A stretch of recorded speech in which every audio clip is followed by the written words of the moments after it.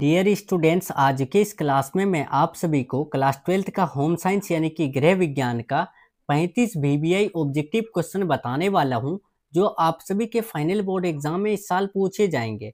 Dear students, अगर आप सभी इस साल क्लास 12th का फाइनल बोर्ड एग्जाम देने वाले हैं और आप होम साइंस यानी कि गृह विज्ञान सब्जेक्ट रखे हैं, तो आज के क्लास का ये 35 वीबीआई ऑब्जेक्टिव क्वेश्चन को जरूर याद कर लीजिएगा।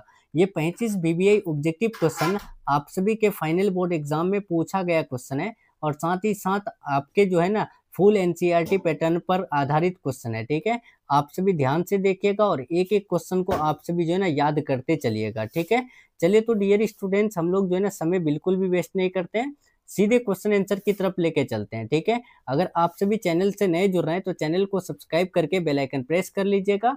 वीडियो पसंद आए तो आप सभी लाइक करके अपने दोस्तों में शेयर कर दीजिएगा। ठीक है, और कमेंट बॉक्स में बताते चलिएगा आप सभी कि आप सभी कितना यानी क्वेश्चन आंसर सही किए। ठीक है, चलिए तो डियर स्टूडेंट देखिए, आपके स्क्रीन में पहला नंबर क्वेश्चन आ चुका है।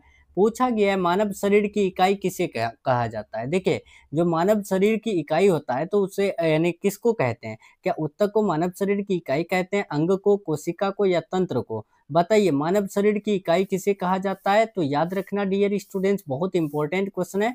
यहाँ पर इसका right answer option number C हो जाएगा, कोशिका। ठीक है, कोशिका किसे कहते हैं? तो जीवों की संरचनात्मक और क्रियात्मक इकाई को ही कोशिका कहते हैं। ठीक है, दूसरा नंबर देखिए, ऊर्जा की मुद्रा किसे कहा जाता है? देखिए, ऊर्जा की जो मुद्रा कहा जाता है वो किसे कहा जाता है? तो याद रखिएगा, दो का राइट आंसर बी होगा, एटीपी को ऊर्जा की मुद्रा कहा जाता है। ठीक है, मैं 35 क्वेश्चन आपको बताऊंगा, बहुत इंपॉर्टेंट क्वेश्चन बताऊंगा। ठीक है, आप सभी ऐसा क्वेश्चन आने वाला है कि आप सभी जो है ना पहली बार देखेंगे। ठीक है, तो आप सभी को पूरा क्लास लास्ट तक देखना है और एक एक क्वेश्चन याद करते चलना है। इस बार आपके फाइनल बोर्ड एग्जाम में इससे बाहर नहीं पूछेगा।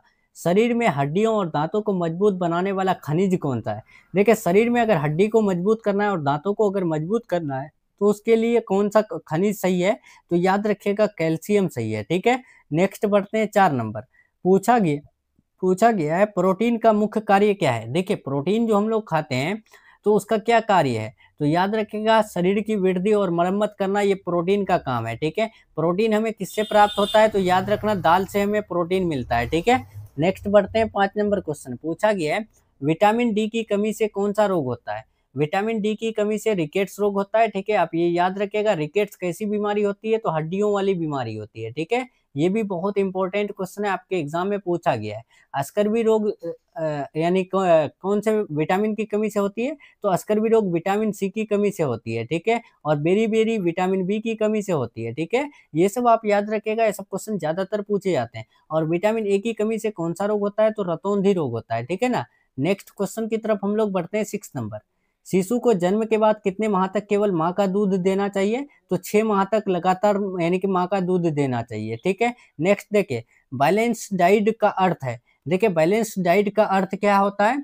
तो याद रखिएगा, सभी पोषक तत्व तो उचित मात्रा में होना। ठीक है, ये बैलेंस डाइट हमें बताता है। ठीक है, नेक्स्ट चलिए, पूछा गया 8 नंबर, कपड़े धोने में उपयोग होने वाले प्राकृतिक यानी कि सर्फेक्टेंट कौन सा है? देखिए, कपड़े धोने में जो उपयोग होने वाला प्राकृतिक यानी नेचुरल यानी सर्फेक्टेंट होते हैं तो वो कौन होते हैं?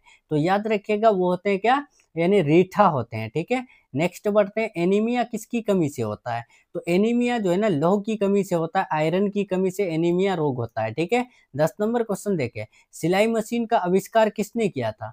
सिलाई मशीन का आविष्कार जो किए थे किसने? तो याद रखिएगा, एलियास होबे ने सिलाई मशीन का आविष्कार किए थे। ठीक है, 11 नंबर, फूड पॉइजनिंग का मुख्य कारण है। देखिए, जो फूड पॉइजनिंग होता है तो वो किसके कारण होता है? तो याद रखिएगा, दूषित भोजन के कारण फूड पॉइजनिंग होता है। ठीक है, नेक्स्ट 12 नंबर, आयोडीन की कमी से कौन सा रोग होता है? आयोडीन की कमी से जो रोग होता है वो कौन सा? तो घेंघा रोग आयोडीन की कमी से होता है, अस्कर्वी रोग विटामिन सी की कमी से होता है। ठीक है, और रिकेट्स रोग विटामिन डी की कमी से होता है, रात का अंधापन विटामिन ए की कमी से होता है। ठीक है, चलिए नेक्स्ट क्वेश्चन देखते हैं। पूछा गया, प्रसूता से क्या तात्पर्य है? यानी प्रसूता अवस्था से आप क्या समझते हैं? तो याद रखिएगा, तेरे का right answer option number C होगा, प्रसव कर चुकी महिला को ही प्रसूता कहते हैं। ठीक है, नेक्स्ट 14, कैलोरी किसका माप है? कैलोरी जो माप होता है वो किसका? तो ऊर्जा का माप होता है कैलोरी। ठीक है, नेक्स्ट 15 नंबर देखिए, बहुत इंपॉर्टेंट क्वेश्चन है, आपके एग्जाम में पूछा गया, शरीर का तापमान नियंत्रित करने में कौन सा तत्व सहायक होते हैं? देखिए, शरीर का अगर टेम्परेचर कंट्रोल करना है तो उसके लिए कौन सा यानी तत्व जरूरी है? तो याद रखिएगा वो है पानी। नेक्स्ट क्वेश्चन की तरफ बढ़ते हैं 16 नंबर। नाभिक कोशिका का कौन सा भाग है? जो देखिए नाभिक जो होते हैं वो कोशिका का कौन सा भाग होते हैं? तो याद रखिएगा 16 का सी होगा। कोशिका का नियंत्रण केंद्र कौन होते हैं? नाभिक होते हैं। 17 नंबर, बच्चों की वृद्धि एवं विकास का सर्वाधिक महत्वपूर्ण काल है। बताइए डियर स्टूडेंट्स क्या होगा? बच्चों की वृद्धि एवं विकास का सर्वाधिक महत्वपूर्ण काल जो होते हैं वो क्या होते हैं? तो याद रखिएगा 0 से 6 वर्ष होते हैं। ठीक है, नेक्स्ट बढ़ते हैं 18 नंबर क्वेश्चन। पूछा गया है घर के बजट बनाने का मुख्य उद्देश्य क्या है? घर का जो बजट बनाना है तो उसके लिए मुख्य उद्देश्य क्या है? तो याद रखिएगा 18 का सी होगा। आय के अनुसार खर्च करना ही घर का बजट बनाना है। ठीक है, जितना आय है उसके अनुसार अगर हम लोग खर्च करें तो उस हिसाब से घर का बजट बना हुआ रहेगा। ठीक है, देखिए आय है अगर 10 रुपया, ठीक है, इनकम है हमारा 10 रुपया और खर्च करेंगे 12 रुपया, तो इससे घर का बजट नहीं बनने वाला है। ठीक है, नेक्स्ट बढ़ते हैं 19 नंबर। सिलाई मशीन में कपड़ा किस हिस्से से दबा रहता है? देखिए सिलाई मशीन में जो कपड़ा दबा रहता है तो वो कौन से हिस्से से?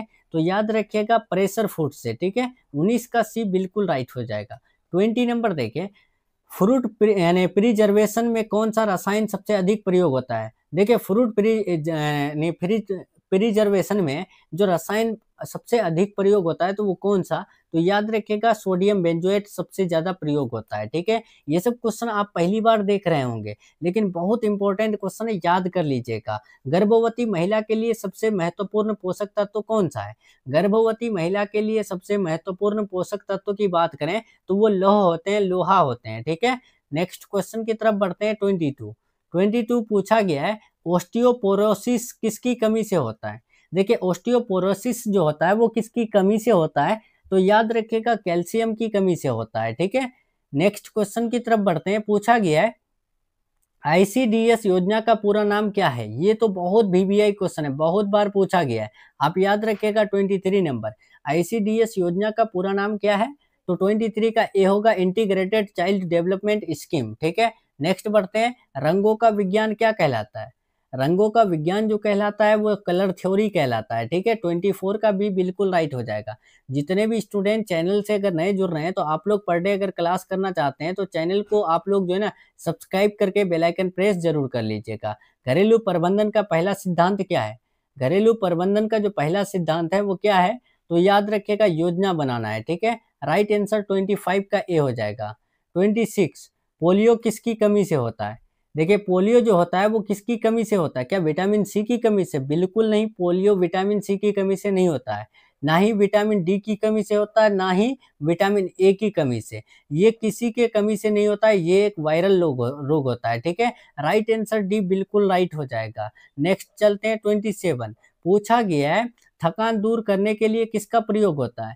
देखिए अगर हमें थकान दूर करना है तो उसके लिए हम लोग किसका प्रयोग कर सकते हैं? तो नींबू पानी, दूध और चाय का प्रयोग कर सकते हैं। ठीक है, राइट आंसर 27 का डी हो जाएगा। बजट किसे कहते हैं? ये बहुत इंपॉर्टेंट क्वेश्चन है। बजट जो कहते हैं वो किसे? तो याद रखिएगा इसका राइट आंसर 28 का सी होगा। आय और व्यय की पूर्व योजना। ठीक है, नेक्स्ट 29। न्यूक्लिक एसिड के प्रकार है। न्यूक्लिक एसिड के क्या प्रकार है? तो न्यूक्लिक एसिड में आते हैं डीएनए और आरएनए। ये भी क्वेश्चन पूछे गए हैं कि डीएनए और आरएनए है, तो याद रखिएगा डीएनए और आरएनए न्यूक्लिक एसिड होते हैं, न्यूक्लिक अम्ल होते हैं। ठीक है, नेक्स्ट 30। घरेलू जीवन को सुखी बनाने का आधार है। देखिए घरेलू जिंदगी को अगर, होम लाइफ को अगर सुखी बनाना है तो उसके लिए मुख्य आधार क्या होते हैं? तो याद रखना इसका राइट आंसर बी होगा समय प्रबंधन, यानी टाइम मैनेजमेंट बहुत जरूरी है। भारत में आंगनवाड़ी योजना कब शुरू हुई थी? देखिए भारत में आंगनवाड़ी योजना जो शुरू हुई थी वो 1975 में शुरू हुई थी। ठीक है, नेक्स्ट क्वेश्चन की तरफ बढ़ते हैं। सबसे अधिक विटामिन सी किस में पाया जाता है?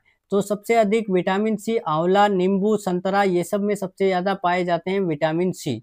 नेक्स्ट चलते हैं 33। गृह प्रबंधन की सबसे महत्वपूर्ण इकाई है। होम मैनेजमेंट के लिए सबसे जो महत्वपूर्ण यूनिट होते हैं वो क्या होते हैं? तो याद रखिएगा 33 का ए होगा उनका परिवार। ठीक है, नेक्स्ट 34 बच्चों के व्यक्तित्व विकास में मुख्य भूमिका किसकी होती है? देखिए बच्चों के जो व्यक्तित्व विकास है, व्यक्तित्व अगर विकास करेगा तो उसके लिए मुख्य भूमिका जो होती है ना वो माता पिता को होती है। ठीक है, नेक्स्ट बढ़ते हैं 35। मिड डे मील योजना का मुख्य उद्देश्य क्या है? बहुत वीवीआई क्वेश्चन है। ठीक है, ये सब आप याद कर लीजिएगा, आपके एग्जाम में जो है ना आने वाला है। ठीक है, 35 मिड डे मील योजना का मुख्य उद्देश्य क्या है? तो याद रखना, बच्चों को पोषण उपलब्ध कराना ही मिड डे मील योजना है, ठीक है? मिड डे मील योजना का मुख्य उद्देश्य है, ठीक है? चलिए तो डियर स्टूडेंट्स, इधर आपका जो है ना आंसर की है, ठीक है? ये 35 क्वेश्चन का आंसर की है। अगर आप लोग जो है ना इसका पीडीएफ चाहते हैं तो टेलीग्राम चैनल ज्वाइन कर सकते हैं। टेलीग्राम चैनल का लिंक जो है ना मैंने आपको लिंक यानी कि इसी वीडियो के डिस्क्रिप्शन में दे रखा है, ठीक है? तो आप लोग टेलीग्राम चैनल ज्वाइन कर लीजिए, ठीक है? लिंक डिस्क्रिप्शन बॉक्स में दिया हुआ है, ठीक है? और आप सभी को अगर क्लास अच्छा लगे तो कमेंट में ज़रूर बताइएगा। 35 में आप लोग कितना सही किए, आप लोग ज़रूर बताइएगा, ठीक है? चलिए तो मिलते हैं हम लोग नेक्स्ट वीडियो में नेक्स्ट टॉपिक के साथ। तब तक के लिए आप अपना ख्याल रखिए, अपना स्टडी जारी रखिए। पर डे क्लास करना चाहते हैं तो आप लोग चैनल को सब्सक्राइब करके बेल आइकन प्रेस कर लीजिए ताकि आने वाली क्लासेस का नोटिफिकेशन मिलते रहे।